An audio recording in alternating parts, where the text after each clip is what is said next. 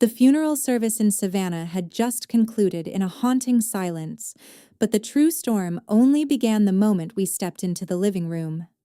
I am Cora, a 34-year-old financial data analyst who has spent my entire life building a legacy alongside my father in this historic coastal city.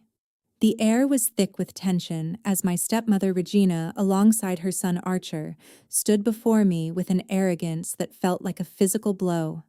Without a single word of comfort for my father's passing, Regina reached into her designer handbag and slammed a thick folder onto the mahogany coffee table right in front of the gathered guests.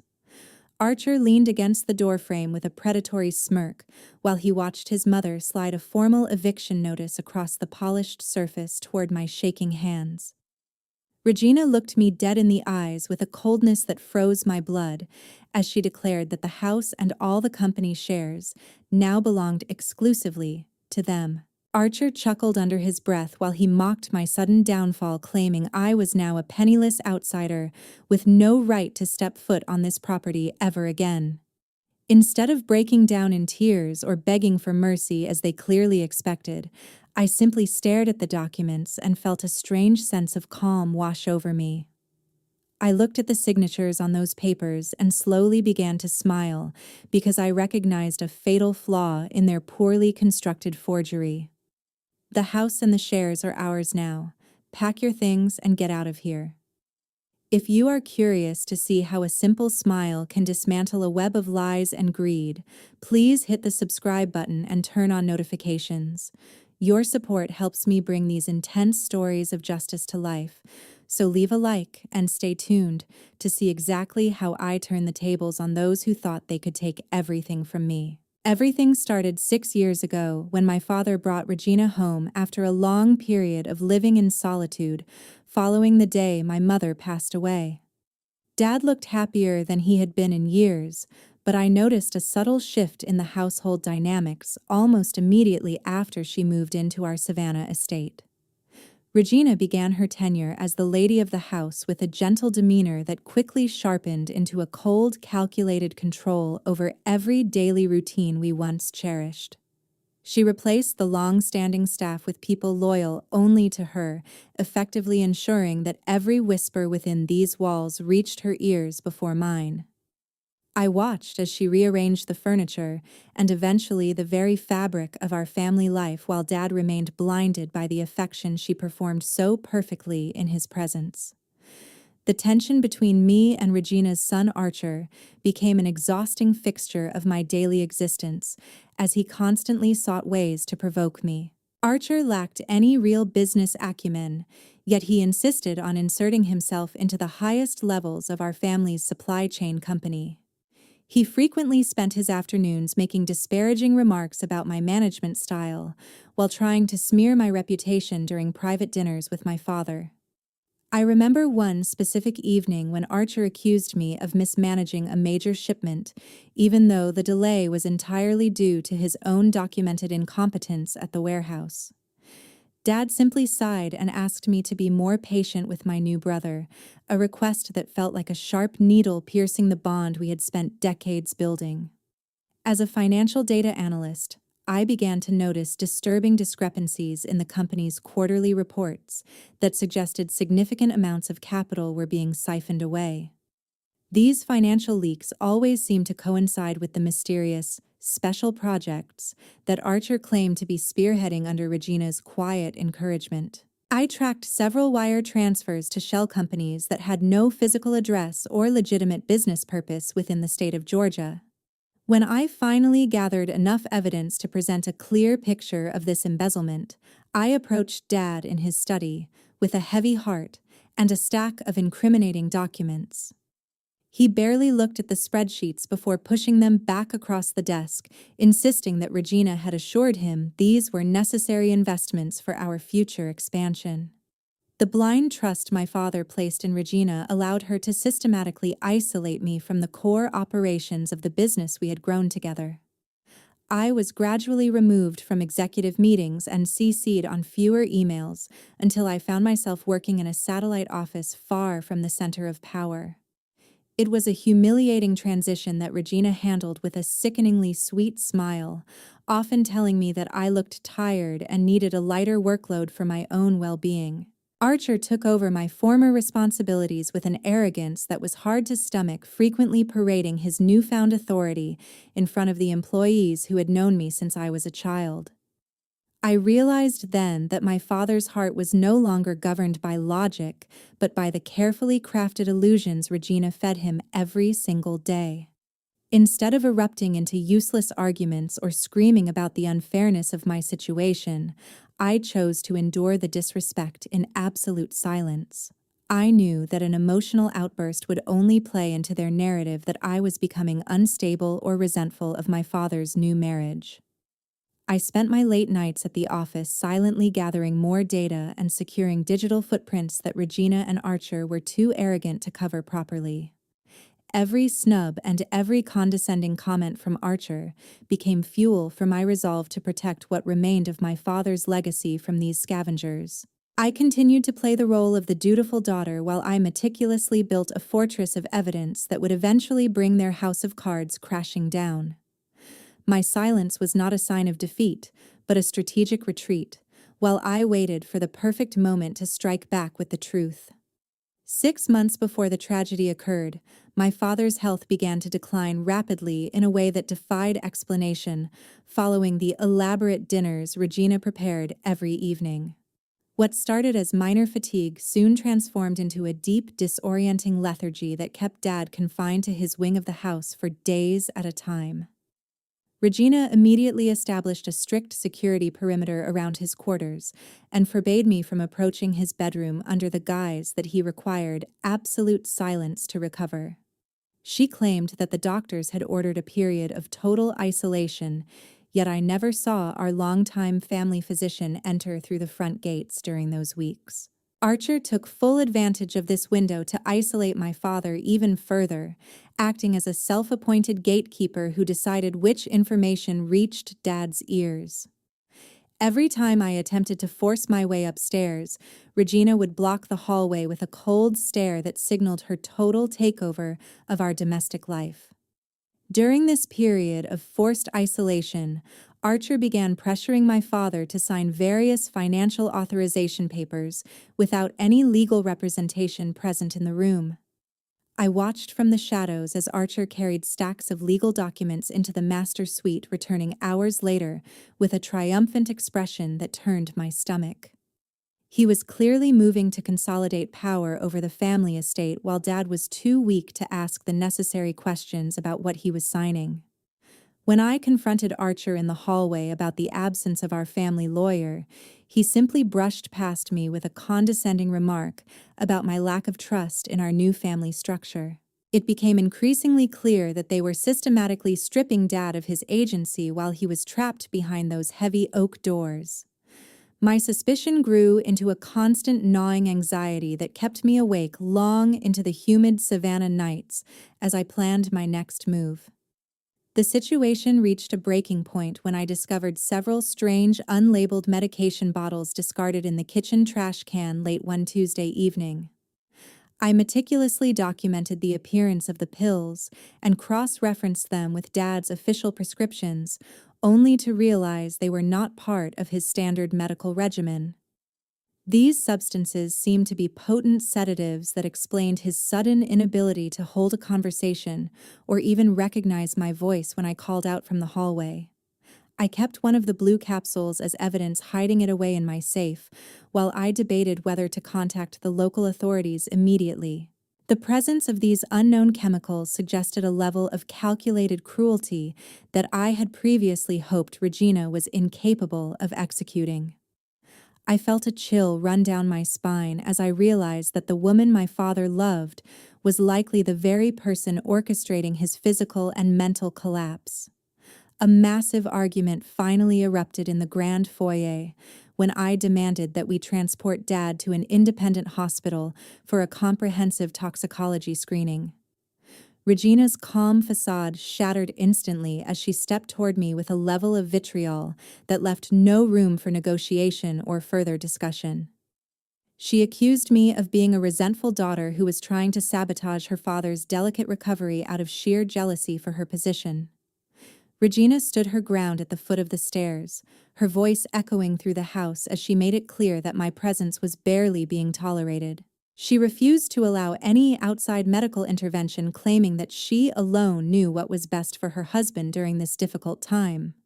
This confrontation confirmed my worst fears, as her defensive reaction was far too aggressive for someone with nothing to hide. "You have no right to interfere with how I care for my husband, so go mind your own business." Following that bitter exchange, I waited for a torrential rainstorm to provide cover, while Regina and Archer were finally away from the house attending a charity gala.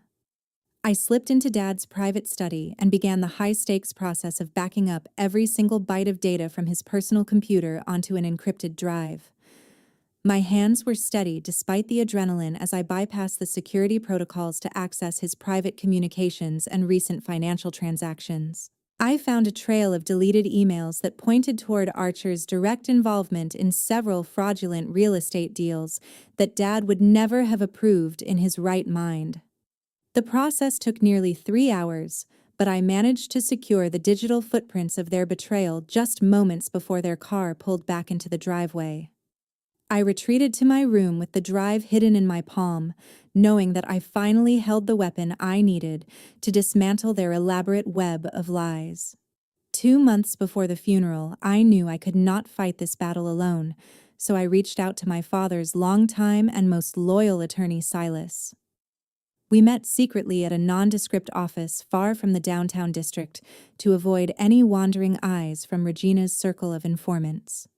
During this tense meeting, Silas revealed that my father had secretly updated his will over a year ago to include specific protections for my inheritance. This discovery provided a glimmer of hope, but it also confirmed that the documents Regina had been flaunting were likely outdated or completely fraudulent.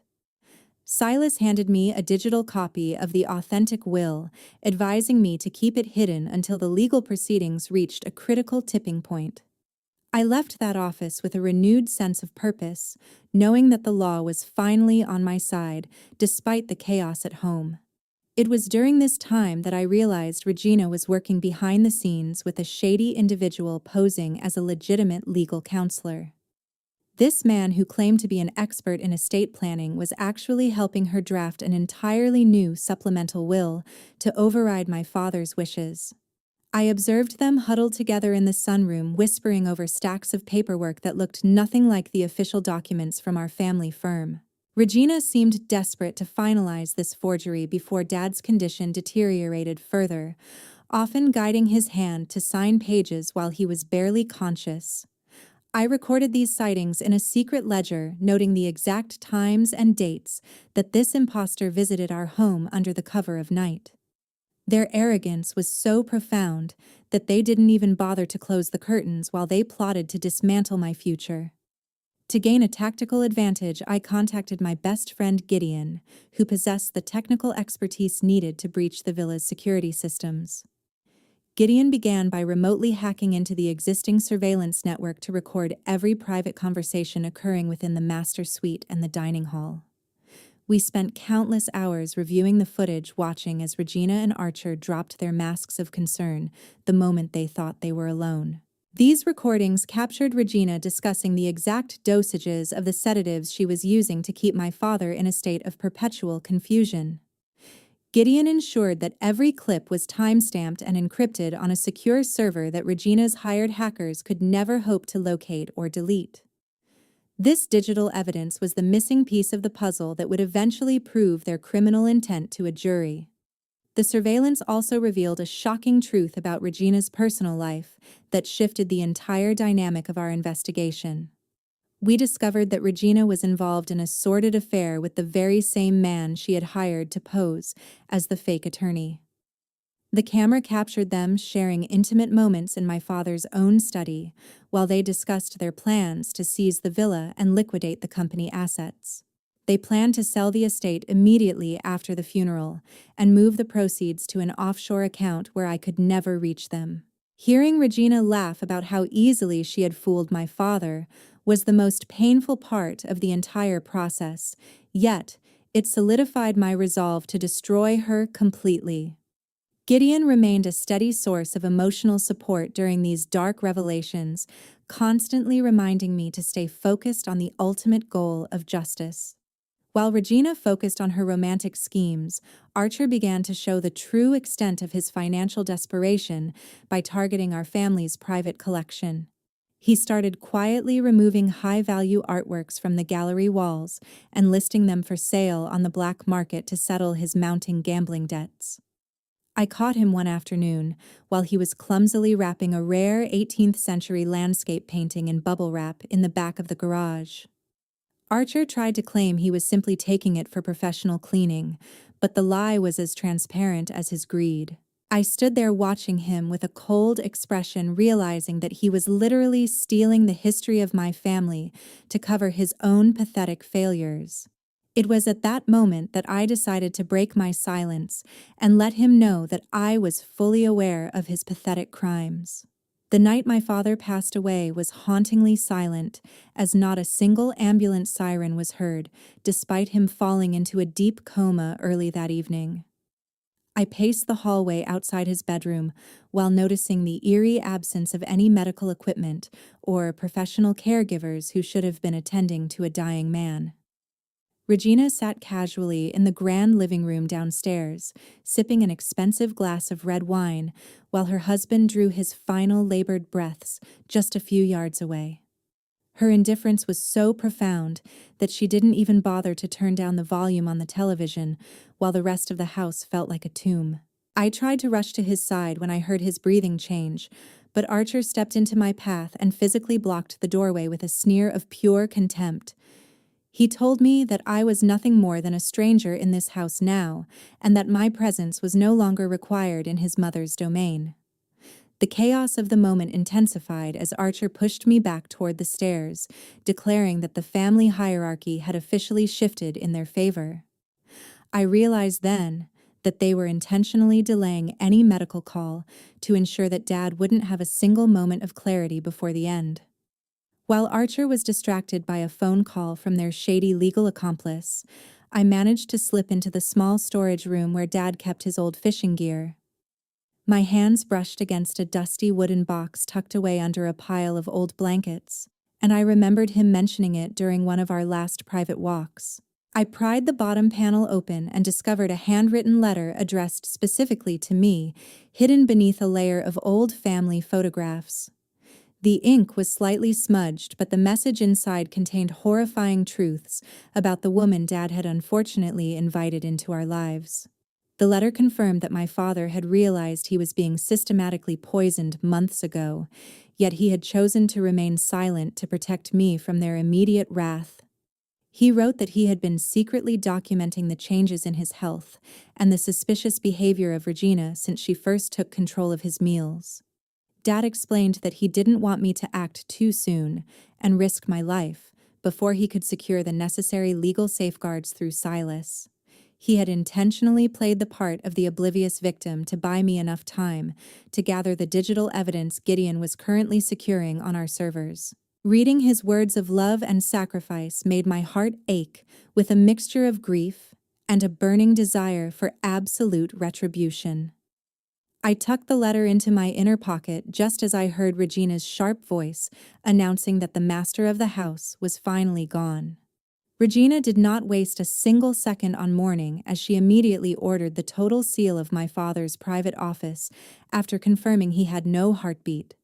She stood in the center of the hallway like a victorious general directing Archer to change the digital locks and secure all the filing cabinets before I could intervene.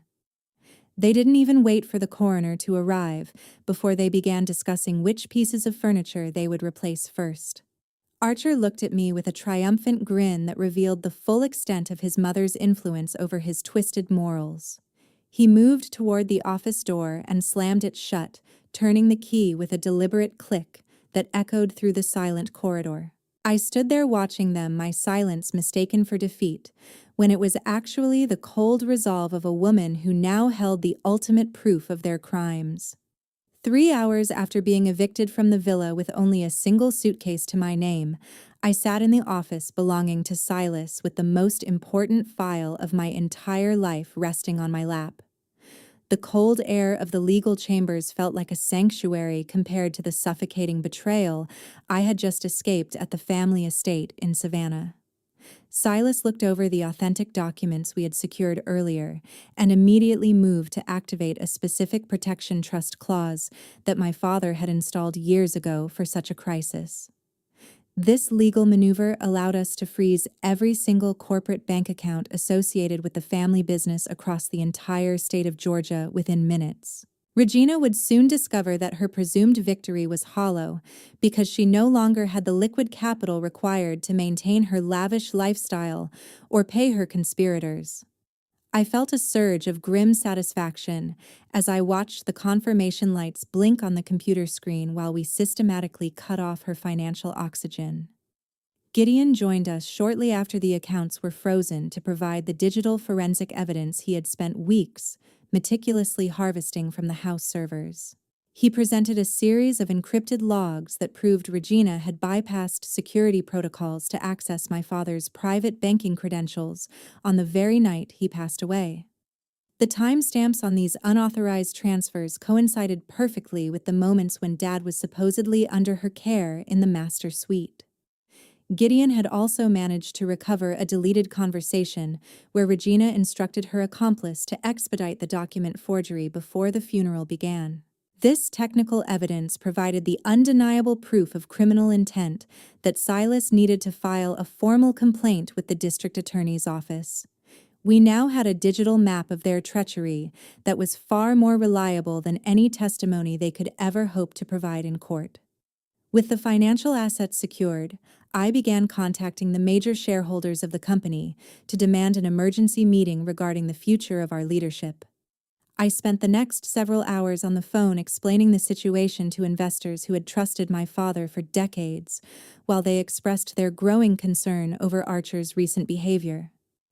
I presented them with a summary of the unauthorized art sales and the siphoning of corporate funds that I had documented during my time in the satellite office.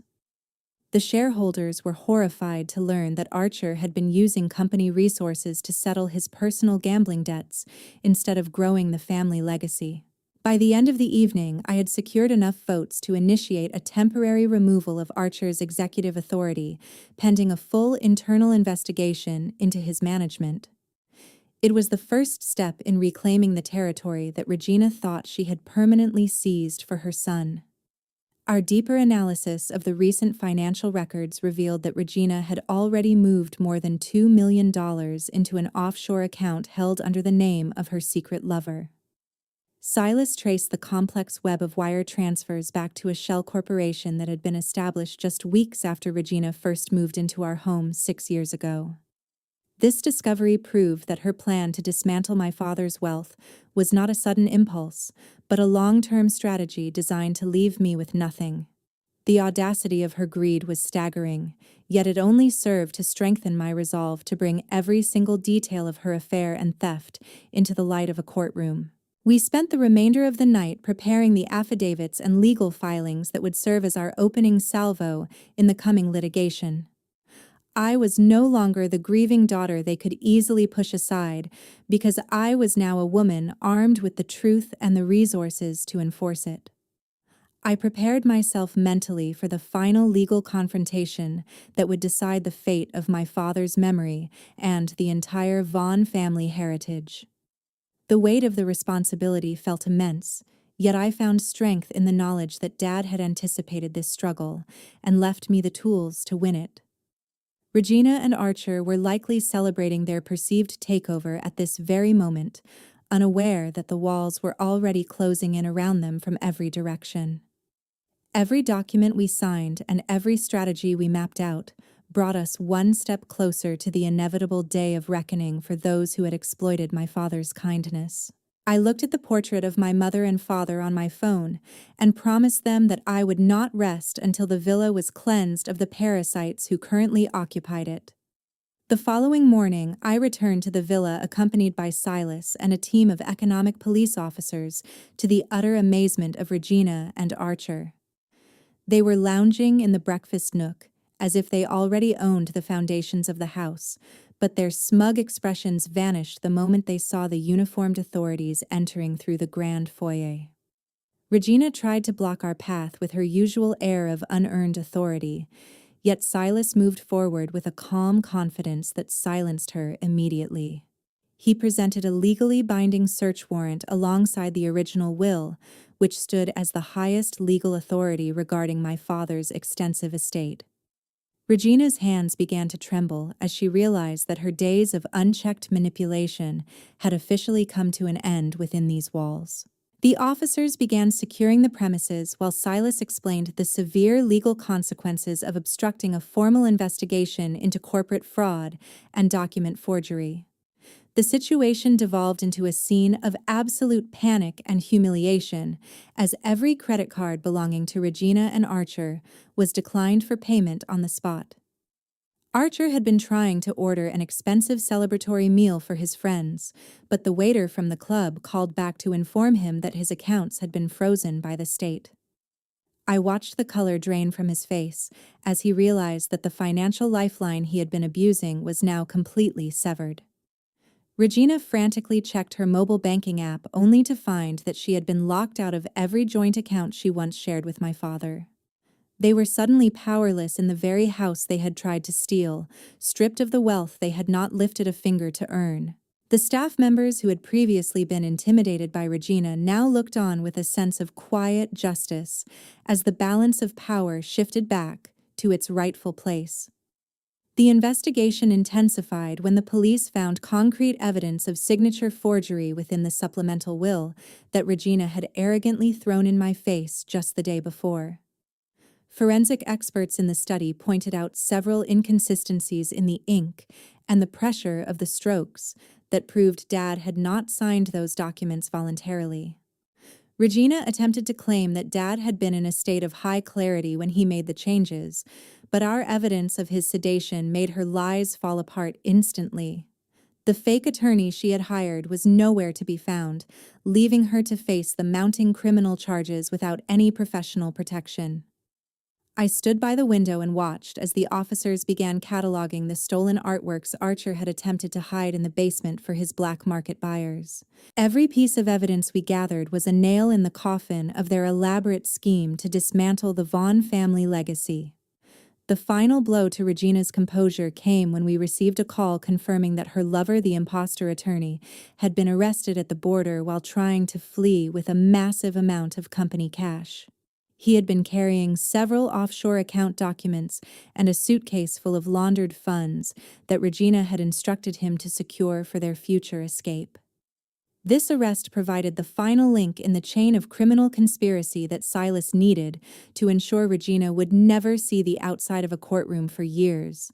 The officers in the living room immediately shifted their focus toward her as she began to scream about her rights and the unfairness of the situation. Her lover's confession at the border had effectively traded her freedom for his own, leaving her completely isolated in the mess she had created. Archer's arrogance finally collapsed into terrified silence as he was handcuffed right in the middle of the villa's living room for theft and illegal liquidation of corporate assets. He tried to blame his mother for every decision he had made, but the recorded evidence Gideon provided showed his active and enthusiastic participation in every single crime. The police escorted him toward the waiting patrol car while the neighbors watched from their lawns, witnessing the public downfall of the man who thought he was untouchable. Regina watched her son being led away in disgrace, her eyes finally filling with the realization that she had lost everything she had fought so ruthlessly to possess. I stood at the top of the stairs looking down at the wreckage of their lives with a cold, unwavering focus on the justice my father deserved. 1 month after the case was closed, the court in Charleston delivered a fitting sentence to those who had betrayed my family's trust so deeply. I sat in the front row of the gallery while watching Regina being led into the courtroom in her orange jumpsuit, her once arrogant posture now completely shattered by the weight of her crimes. The judge meticulously detailed the evidence we had gathered, including the digital logs from Gideon and the forensic analysis of the forged supplemental will.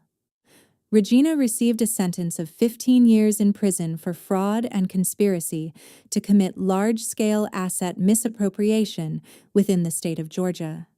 She tried to maintain a stoic expression as the bailiff led her away, but I saw the flicker of genuine terror in her eyes when she realized her life of luxury was over. This verdict served as the final validation of all the risks I had taken to expose her calculated cruelty and protect my father's memory. Archer did not escape the reach of justice either, as he was sentenced to 5 years in prison for his active role in the theft and illegal liquidation of corporate property. The court also ordered him to pay full restitution for every dollar he had siphoned from the company accounts to settle his gambling debts. This financial judgment left him completely bankrupt and effectively shunned by the very social circles he had worked so hard to impress. I watched him leave the courtroom in handcuffs, realizing that he would have to start from nothing without his mother's manipulation to guide him. His reputation in Savannah was permanently tarnished, ensuring that no legitimate business would ever trust him with a position of responsibility again. It was a cold, necessary conclusion for a man who had chosen greed over the family that had tried to support him. With the legal battles behind me, I officially took over the company as the primary executive and began the long process of restoring the reputation my father had built over decades. I spent my first weeks in the office meeting with every employee to assure them that the era of corruption and uncertainty was finally at an end. We implemented new transparency protocols and appointed Silas as our permanent legal advisor to ensure that such a betrayal could never happen again. The shareholders expressed their renewed confidence in my leadership, and our stock prices began to stabilize for the first time since Dad's initial illness. I felt a profound sense of duty as I sat behind his old mahogany desk, knowing that I was now the guardian of the Vaughn family legacy. This professional victory was not just about wealth, but about honoring the principles of integrity that Dad had always championed. I eventually made the difficult decision to sell the coastal villa in Newport because it held too many painful memories of the nights I spent fighting for my life. The proceeds from the sale were used to establish a charitable foundation named after my father to support victims of domestic abuse and financial exploitation. This organization would provide legal aid and temporary housing for those who found themselves trapped in the same kind of psychological warfare I had survived. I wanted Dad's name to be associated with hope and protection, rather than the tragedy of his final months in that house. Building this legacy allowed me to transform my personal grief into a powerful force for good within our community. It was the best way to ensure that his kind spirit would continue to impact the world long after his physical presence was gone. The lesson regarding patience and the power of intellect when facing absolute evil has made me grow stronger and more resilient than I ever thought possible. I realized that reacting with blind anger would have only played into Regina's hands, whereas a calculated and strategic approach allowed me to dismantle her entire empire. I now look toward the future with a clear conscience and a heart that is no longer burdened by the constant fear of betrayal.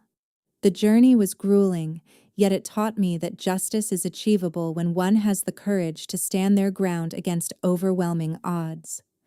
I am ready to begin this new chapter of my life, carrying the wisdom of the past while building a future that is entirely my own.